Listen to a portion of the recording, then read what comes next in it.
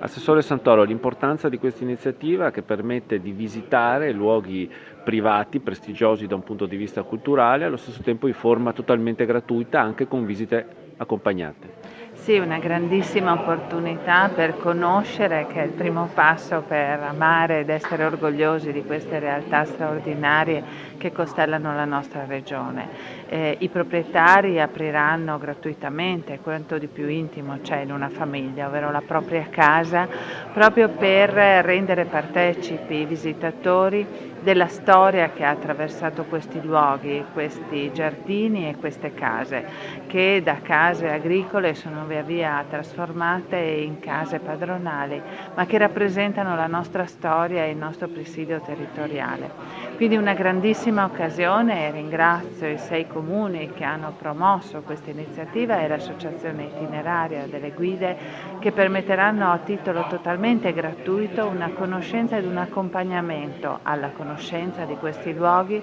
che, come dico, fanno parte della nostra storia e possono essere utili, la loro conoscenza, ad aumentare il nostro senso di appartenenza, perché essere orgogliosi nel nostro Friuli Venezia Giulia passa anche da qui.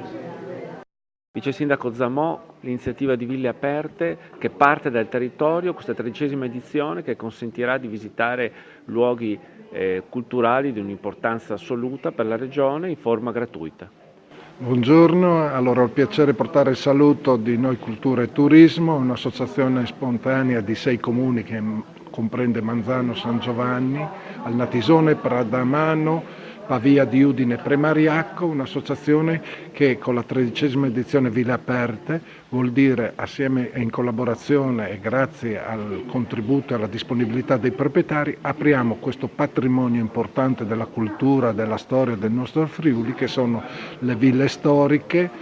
presenti sul territorio. Sono 14 ville storiche, più poi abbiamo i resti del castello di Manzano e l'abbazia di Rosazzo. Ai nostri ospiti c'è la possibilità di conoscere una parte del territorio, una parte della cultura che non spesso è conosciuta ed è veramente bella. A fianco a questo ci sono tante altre iniziative di carattere enogastronomico, come la visita di giardini botanici delle erbe officinali oppure assaggi di specialità del territorio, concerti, mostre di quadri e passeggiate in carrozza. Quindi un'opportunità il 1° maggio importante per conoscere il nostro territorio, la nostra terra, il nostro Friuli, come lo chiamava Ippolito Neve, un piccolo compendio dell'universo.